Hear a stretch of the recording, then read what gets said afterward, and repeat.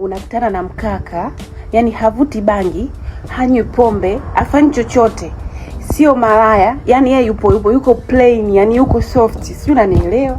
Yani hana majanga yote, maajabu yote hana. Yani yeye ni amepoaga tu, yani ni ametulia tu. Nisikuongopeka kakaangu. Huwezi kupata mwanamke kwa staili hiyo. Changanyikiwa kidogo. Yani unajua maana ya wanaume, unatakiwa uchanganyikiwe yani kidogo.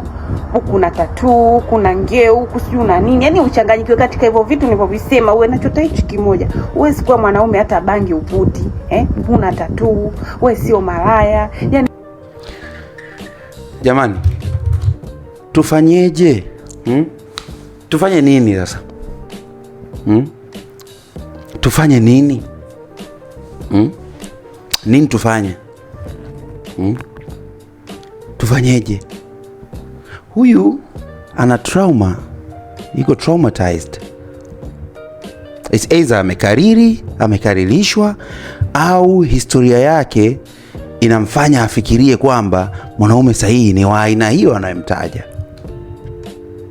Na wapo wengi ambao wanaamini kwamba ili uwe mwanaume sahihi kwao unapaswa kuwa hivyo. My sister, I don't know, but you're very wrong.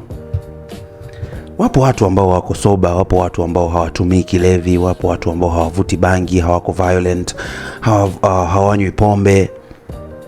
Yeye ameamua kukuchagua wewe na kukaa na wewe kwa sababu amekupenda. Sawa. Niwe na kovu alafu iweje? Unataka mimi niwe na kovu iweje? Niwe na tattoo iweje?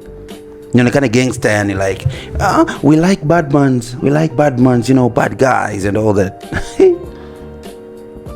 You like bad guys, yes. Lakini there is an impact.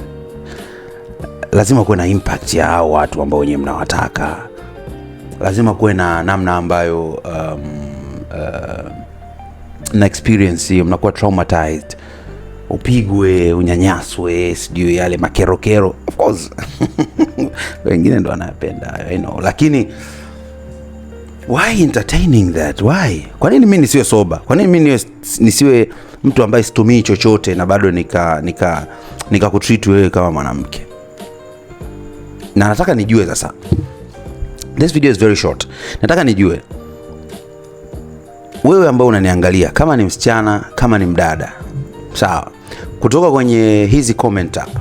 Actually nitakusomea baadhi ya comments ambazo nimeziona kwenye hii post, and nimekuja kugundua kwamba inawezekana hawajui either wanachokitaka au wanajua, lakini they decided kuchagua aina hii ya watu kwa sababu kama hizo ninazokuambia. Inawezekana mtu yuko traumatized na vitu kama hivyo. So kuna comment ya huyu jamaa anaitwa Freddy Mgeta, anasema, wanaume wenzangu, tafuta pesa, kula vizuri, vaa vizuri, ishi pazuri, sali kulingana na imani yako. Na kama unahitaji wa kuoa, ambapo huo uhitaji pia sio lazima, basi oa au zaa watoto.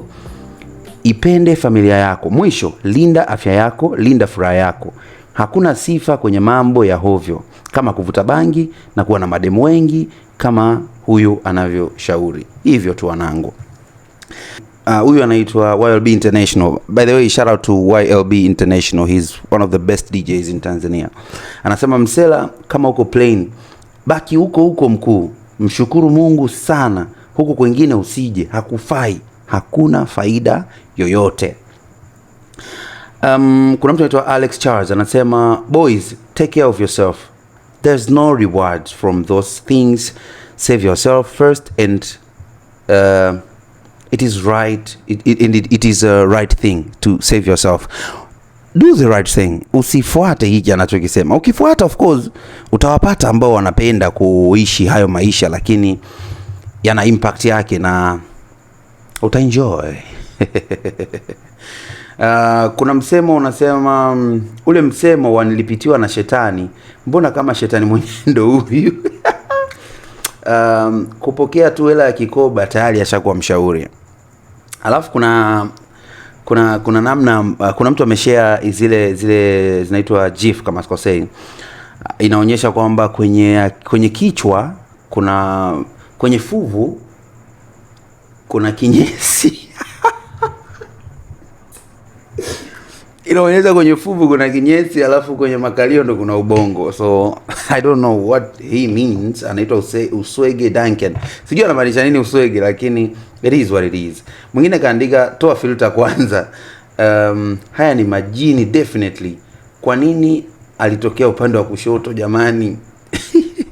So comments nyingi zinaonekana zimeenda against, lakini kuna wale ambao wanasema wewe huyu sasa ndo manzi, huyu ndo wa kuoa na nini. So wewe unasemaje? Wewe unahisi huyu ndo mwanamke wa kuoa? Na kama wewe ni mwanamke, unadhani mwanaume anayemtaja ndo mwanaume sahihi ambaye wewe unataka kuolewa naye au ambaye uko naye? My name is Timo and this is More Talk. I'm out.